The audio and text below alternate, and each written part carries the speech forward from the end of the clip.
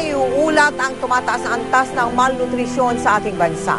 At sa tuwina, nakikiisa ang GMA Kapuso Foundation para kahit sa aming munting paraan ay maibsan ito.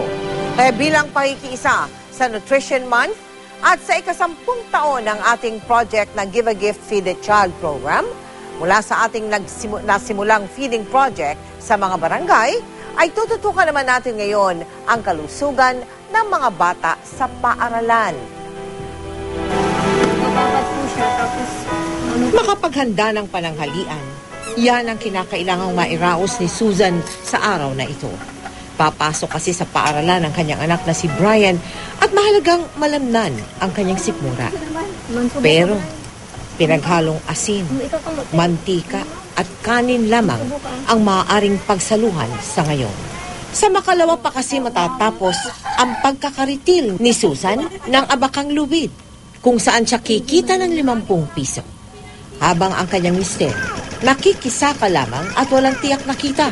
Babali na po kami ng pirang pambili namin ng pagkain kahit hindi pa namin nagawa yung pagkakaritil ng abakay. Hindi po sapat yung kinakain ng mga anak ko pang araw-araw po kasi sa kakulangan po ng masustansyang pagkain nila dahil po sa wala po kaming steadying trabaho. Pero kahit gutom, sinisikap ni Brian na huwag lumiban sa klase. Katulad niya rin ang karamihan sa kanyang mga kamag-aral na dumaranas ng malnutrition. Kahit na ano pong gawin ko pong pagmumotivate sa kanila, kung anong hirap ko po, talagang hindi po talagang ma-achieve yung 100% na performance po nila.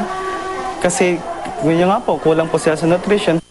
Agad nating pinulong ang mga namumuno sa 7 paaralan ng Urbistondo para maitakda ang simula ng 120 araw na feeding project para sa 300 mag-aaral. Kabilang dito si Brian. According sa NNC na nakuha naming data, isa ang Pangasinan sa maraming mga malnourished na bata. Lalo na ang Urbistondo, top 5 siya. First time natin mag-school base para makatulong na rin tayo sa mga magulang at yung performance din ng mga bata. Hindi maaabot ng hanggang langit ang pasasalamat ng mga taga-Urbistondo na recipients. Mababawasan ang mga malnourished at saka matututo ang mga magulang na pakainin ng wastong pagkain ang mga anak. Simula na po ng ating Give a Gift, Feed a Child program dyan sa bayan ng Urbistondo sa Pangasinan sa July 31. Inaasahan po namin ang pakikisa ng lahat ng mga magulang at mga gurong kabilang sa project na ito. Kung nais po ninyo maging bahagi para dyan sa ating feeding project, maaari po kayo makipag-usap sa aming tanggapan o mag-log on sa www.kapusofoundation.com.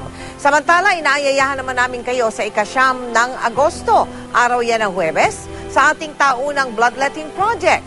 Kung kayo po ay 18 hanggang 65 taong gulang, may timbang na hindi bababa sa 110 pounds o 50 kilos, hindi kayo high blood at hindi rin naman kayo anemic, isama ninyo na ang inyong mga kaibigan, mga kaklase, mga katrabaho, lahat ng miyembro ng pamilya. At magkita-kita po tayo sa Evergotesco Commonwealth sa Quezon City.